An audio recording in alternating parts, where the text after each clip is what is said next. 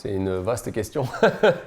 Moi, ce que j'aime bien en entraînement de MotoGP, c'est qu'il n'y a pas de code défini en fait. C'est un sport que j'ai découvert et pour moi, il n'y a pas un seul chemin pour s'entraîner en MotoGP ou pour être pilote de MotoGP. Donc tu as des outils, le vélo, la course à pied, la muscu, de l'escalade, tous les sports finalement qui peuvent exister. Et à partir de ces outils-là, tu choisis ton chemin pour être le plus en forme possible et en adéquation avec les efforts que tu as à fournir sur la moto, puisque ça va très vite. Donc le cœur doit être capable d'accepter de monter très très haut sur une fréquence cardiaque maximale.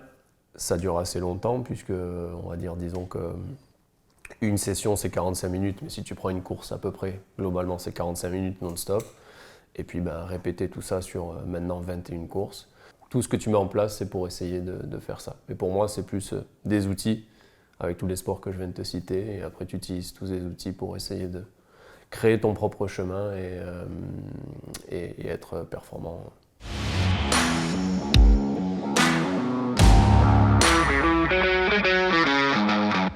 Forcément, l'entraînement, oui, il évolue. Il évolue déjà par rapport à la moto que tu utilises, puisqu'on s'est rencontrés, il était en Moto 2, juste la saison avant de commencer chez Ajo. Et donc le premier titre de champion du monde. La moto était moins puissante, les vitesses étaient moins élevées. Donc puis tu découvres un athlète, donc d'abord tu essaies de commencer à construire ton projet avec lui.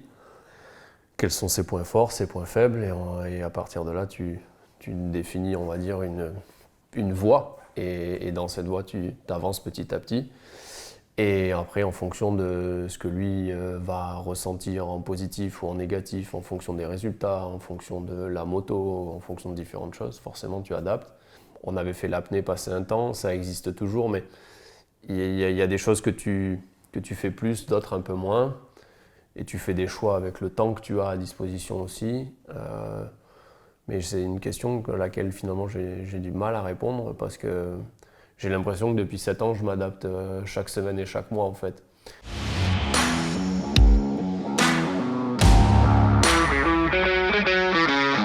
Ce paramètre va être important à prendre en compte.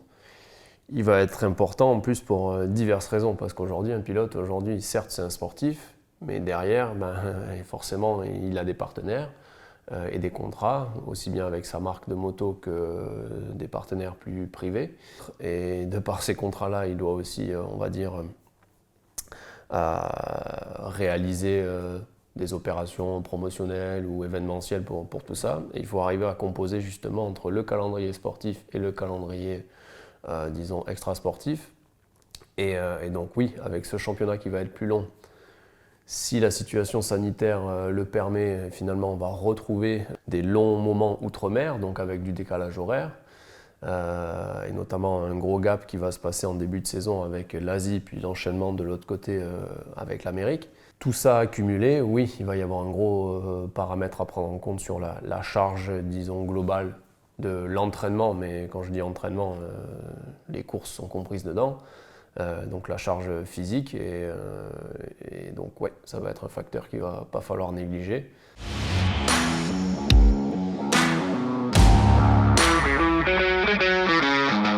C'est comme chaque année, hein, tu cherches à aller toujours un petit peu plus loin et repousser un peu tes limites. Après on va dire les 2 dernières années ou 3 à revenir au plus haut niveau, aujourd'hui maintenant il faut arriver à passer la marche supplémentaire pour essayer d'être encore plus haut. Donc déjà physiquement, l'idée c'est de passer encore un petit cap pour être encore mieux sur la moto finalement. Et après techniquement, là ça dépasse un peu mes compétences puisque moi je n'ai pas de compétences techniques par rapport à la moto. Avec toute l'expérience qu'il a et tout le ressenti propre qu'il peut avoir parce que manifestement c'est un pilote sensible dans les sensations qu'il peut avoir avec une moto et tous ses équipements. C'est arriver à trouver le petit truc qui manque pour passer ce petit cap sur cette moto. Et si on arrive à lui faire trouver ce petit truc-là sans qu'il ait trop à réfléchir, je dirais, on peut s'attendre à une très grande saison.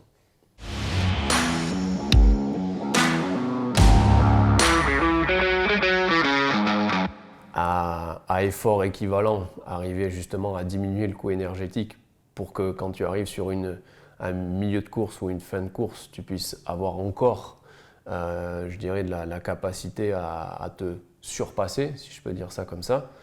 On va dire sur les 2 dernières ou 3 dernières saisons avec les adaptations sur la moto, il y avait peut-être à un moment donné une dépense d'énergie qui était trop importante du fait de se battre entre guillemets avec sa moto, ce qui était moins le cas déjà la saison dernière. Et donc dès lors que tu commences à être à la fois à l'aise avec ta moto et que ton niveau physique est en adéquation aussi avec ton sport, à un moment donné, quand tu arrives justement dans ce cap de mi-course ou fin de course, tu as toujours une réserve pour aller chercher un truc en plus et qui va t'amener soit sur un podium ou une victoire.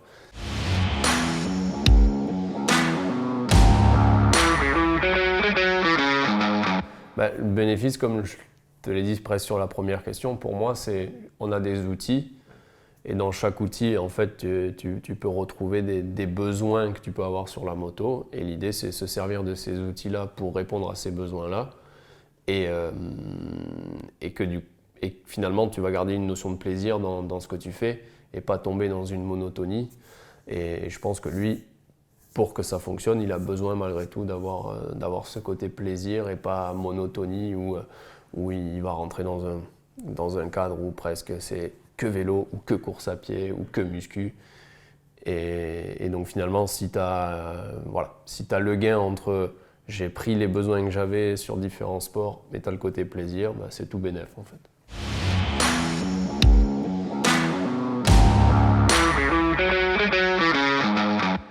Physiquement, pour moi, je ne vois pas forcément de barrière.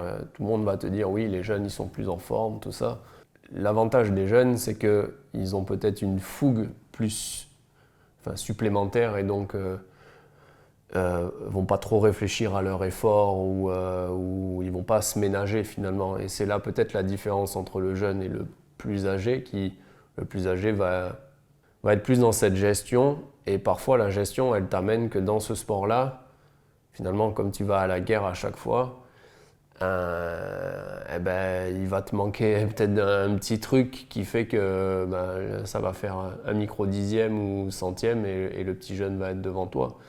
Mais je dirais que, voilà, pour moi, l'âge aujourd'hui, 40 ans, peut-être ça fait une grosse différence entre 40 et 20, mais à 30 ans, le sportif, c'est là qu'il peut être le plus accompli parce qu'il a à la fois son expérience. Physiquement, ça peut être un athlète très complet.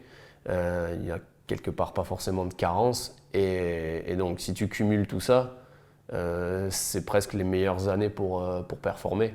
Moi, je dirais que ce n'est pas un désavantage. C'est plus un avantage sur de la gestion d'un championnat.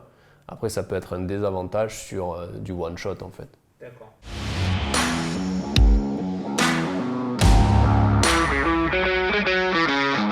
J'ai eu ce genre de discussion l'année dernière un peu dans le paddock et je ne sais pas si je vais me faire des amis avec cette réponse-là.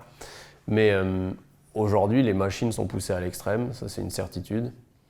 La saison dernière, il y a eu quand même encore pas mal de chutes et on voit bien que certaines fois, quand les chutes elles arrivent, certes les pilotes sont bien protégés et bien préparés, donc bien protégés par leurs équipements et bien préparés par leur entraînement. Mais on voit bien que des fois quand ça chute et ça fait des dégâts physiques. Et à un moment donné, est-ce qu'on n'a pas atteint déjà peut-être une limite où le matériel étant tellement poussé que le corps ne peut plus répondre. On y voit aussi les opérations des avant-bras et ce genre de phénomène. Est-ce qu'on n'arrive pas dans un moment où justement show must go on et je dirais tant pis si les pilotes sont un peu cassés ou opérés pour pouvoir piloter, mais est-ce que du coup on est toujours finalement dans l'esprit du sport en général où c'est l'effort physique et l'athlète qui fait la différence et pas la machine.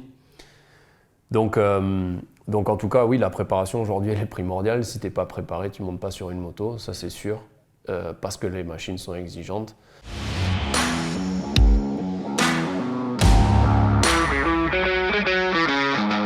c'est propre à la personne et toujours pareil, je dirais la préparation mentale en général. Il faut que la personne soit disposée à vouloir rentrer dans ce genre de travail. Johan étant une personne réfléchissant beaucoup, il essaie de résoudre les problèmes des fois par lui-même et par sa réflexion. Mais oui, tout peut se travailler.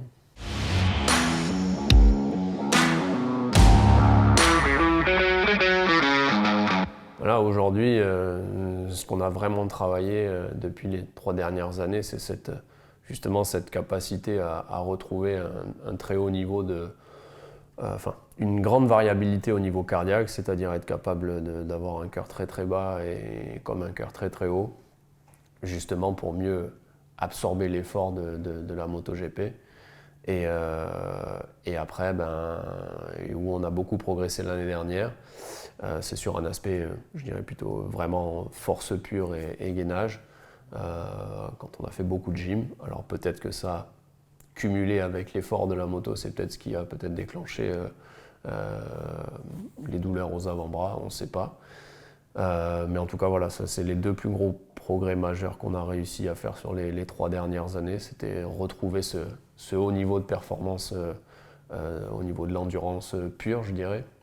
Ce qu'il y a à aller chercher aujourd'hui physiquement, je dirais pas grand-chose, c'est continuer sur cette voie-là et progresser encore.